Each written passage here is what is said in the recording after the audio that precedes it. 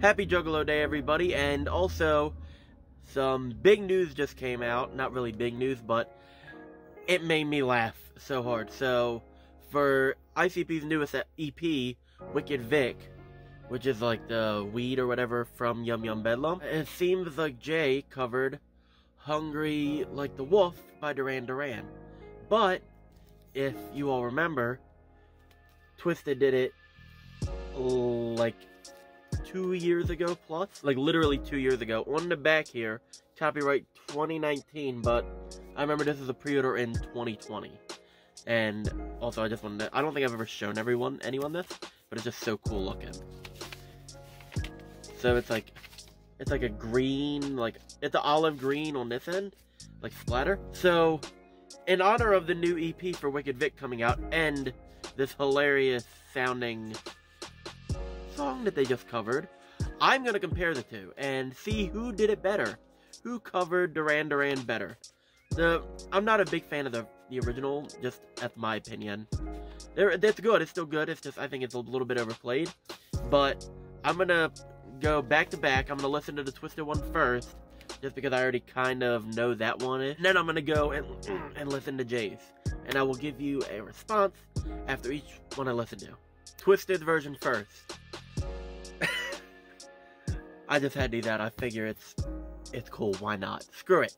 So, Twiztid version. Definitely a lot more like a rock and electronic version, especially with, what is it, Jimmy from Mindless Self-Indulgence. I know their work, I'm not a fan of them. Oh well. But the way they made it more of like an electronic and darker type song, because it's a pop song normally. Like, it's not like a folk song or whatever. It's a pop song from the 80s, pretty much. And the way that Madrox and Jimmy basically just Twiztid did it all together, I think it was a really good rendition of it and a very good cover of it from like how covers are. It's more of kind of like reimagining it in a sense, like, oh, instead of making just a pop song, let's just turn it dark, let's add just this whole entire sort of new feel to the song, which I definitely get from listening to this versus the original. It's like I would like this one to come on more.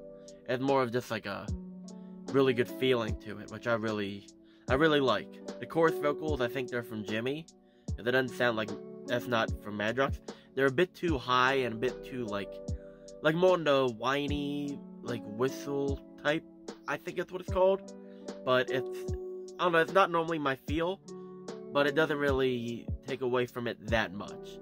But they could have definitely kind of made a more middle range or just added a better pitch to it. Okay. So now I'm going to listen to Jay cover it, ICP's version. I will be back with that in just a second. This one. Listen to the whole thing. This is not like a normal cover. This is more of like a reimagined one. So Jay was not singing a lot of the original lyrics. They were more of like his own story twisted into it. But it went along to it. It was Hungry Like the Wolf, pretty much. But it was told through, like, this style, like his own twist on it. Which, I don't know, it kind of took me away from the experience with it. But it was more comical than, like, a serious song. But it still kept that more, like, it kept that more upbeat pop feeling.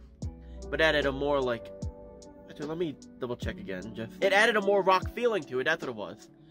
Like a more just guitar heavy, but not in the way Twiztid did it, not in a darker alternative type, versus this is more of like a pop type guitar.